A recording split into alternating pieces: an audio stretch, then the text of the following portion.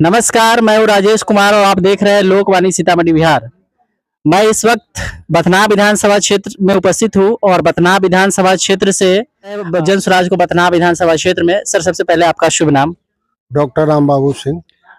Doctor Ram Babu Singh ji है और ये लगातार पिछले 2-3 सालों से जन स्वराज को जो है बथनाहा विधानसभा में जो है आगे बढ़ाने का प्रयास कर रहे हैं और ये फील्ड में भी दिखते हैं। जन स्वराज को आइडियोलॉजी को जन स्वराज की विचारधारा को आगे बढ़ाने का लगातार प्रयास करते रहते हैं। सर, जन स्वराज जो पार्टी है बिहार में अकेले दम पर जो है चुनाव लड़ने का प्रयास कर रही है। आपका विधानसभा क्षेत्र जो है यह लगातार जो है 15 वर्षों से बीजेपी का बहुल क्षेत्र है। कितना मुश्किल है या कितना आसान है इस विधानसभा को लीड कर पाना जन स्वराज के लिए? हम तो बहुत दिनों से मेहनत कर रहे हैं और हमारे समझ में है कि इस बार हम बीजेपी को हराएंगे और जन स्वराज हमारी जीतेगी, क्योंकि हमने जन स्वराज को हर घर घर तक पहुंचा दिया है। लोगों में बदलाव की भावना है। लोग चाह रहे हैं कि जन स्वराज इस बार सरकार बनावे और यहाँ से विधायक भी जन स्वराज के बने। बथनाहा विधानसभा क्षेत्र जो है आरक्षित सीट जो है पिछले 15 सालों से लगातार है और यहाँ पर देखा जाए तो SC/ST बहुल क्षेत्र का विकास होना था, लेकिन उस हिसाब का विकास नहीं हो पा रहा है। क्या SC/ST को बीजेपी के द्वारा जो है ठगा जा रहा है? आरक्षित करके भी उनका जिस प्रकार से डेवलपमेंट होना चाहिए उस हिसाब से हो नहीं पा रहा है। तो SC/ST आरक्षित सीट होने के बाद जो है एक विकल्प के तौर पर इस सीट को जो है जन स्वराज के हवाले कर देना चाहिए। एकदम कर देना चाहिए। इस बार सारे समूह जो हैं, फॉरवर्ड हो बैकवर्ड हो, ये सारे सिस्टम में खत्म हो गया है जन स्वराज के लिए। बीजेपी वाले RJD वाले जाति धर्म में बांट रहे हैं, लेकिन जन स्वराज के कार्यकर्ता इस धर्म जाति धर्म को तोड़ करके सभी को एक धारा पर लाने का काम कर रहा है और यहाँ से हम जन स्वराज के सरकार विधायक जिताएंगे, इसकी गारंटी। छठ के बाद प्रशांत किशोर जी अपने सभा में, बिहार के प्रत्येक सभा में कहते रहते हैं कि छठ के बाद जो लोग प्रदेश में कमा रहे हैं उनको 15,000 और 20,000 के रोजी रोजगार के लिए बाहर जाना नहीं पड़ेगा। क्या यह कितना आसान काम है? बहुत आसान काम है।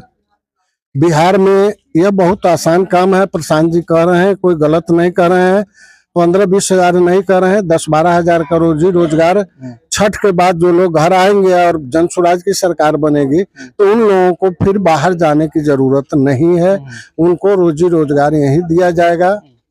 जी 2-3 काम जो बथनाहा विधानसभा क्षेत्र में होना चाहिए था, आप बथनाहा विधानसभा क्षेत्र से हैं और जानते हैं, 2-3 ऐसा काम जो बथनाहा विधानसभा क्षेत्र में होना चाहिए था, लेकिन 15 साल के जो ये NDA गठबंधन की सरकार है उसमें नहीं हो पाया और आप प्रशांत किशोर जी की सरकार बनेगी तो उनसे आप करवाना चाहते हैं।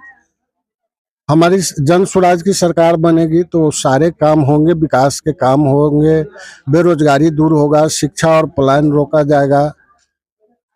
एक नहर है लखनदेई नदी से निकलती है, आपके बथनाहा विधानसभा क्षेत्र से होते हुए जाती है। कांग्रेस का सरकार था तो उस नहर में पानी होता था और आपके भी खेत में उस शायद हो सकता है उस नहर से पानी पहुंचता होगा, लेकिन 15 साल से बीजेपी का सरकार है, वो नहर बंद पड़ा है। किसान इस बार जो है सूखा से ग्रस्त है, पानी नहीं हो पाया और सही से फसल का उत्पादन नहीं हो पाया है। जिनके पास साधन है वो अपना खेती कर रहे हैं, जिसके पास साधन नहीं वो खेती नहीं कर रहे हैं। और आप फील्ड में रहते हैं, किसानों का डिमांड है कि कम से कम इस नहर का चालू करवा दिया जाएगा तभी हम वोटिंग करेंगे। क्या आपका जो है आपके मैनिफेस्टो में बथनाहा विधानसभा क्षेत्र में इस नहर को चालू कराने का आप लोग प्रयास करेंगे?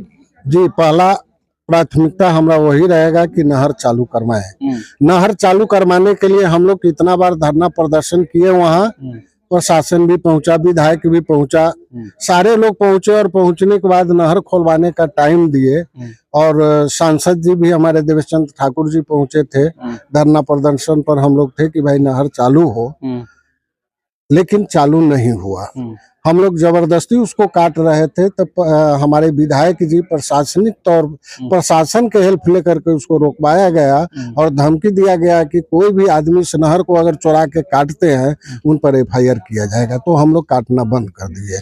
उसमें बांस का पेड़ रोप दिया गया था, जिस बांस के पेड़ को काटे हुए हैं और आप मीडिया लोग जा करके देखिए, वहाँ एक भी बांस अभी नहीं, खाली खूंट है। बांस का पेड़ धुमा में, जहाँ नहर जमुना नदी से उसको मुंह रोक दिया गया है, उसी पर बांस रोप दिया गया था, समझ गए। उसको भी काट करके हम लोग हटाए हैं लेकिन उसके बाद भी नहर नहीं खुला।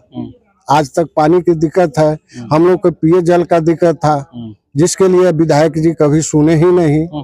बहुत सारे लोग धरना प्रदर्शन, ब्लॉक घेराव, थाना घेराव किए, लेकिन उसका कोई लाभ नहीं मिला। समझ गए। हम लोग जब भी कार्यालय में कोई काम के लिए जाते हैं तो वहाँ के स्टाफ कहता है कि भाई पैसा नहीं दीजिएगा तो हम विधायक और मंत्री को कहाँ से भेजेंगे। इस सरकार की बात है, इस मतलब कहने सरकार, का मतलब कि वर्तमान नीचे- सरकार के नीचे से लेकर ऊपर तक ऊपर तक अच्छी लगेगी, अच्छे लगे तो हमारे पेज को फॉलो जरूर कर ले। आप देख रहे थे लोकवाणी सीतामढ़ी बिहार।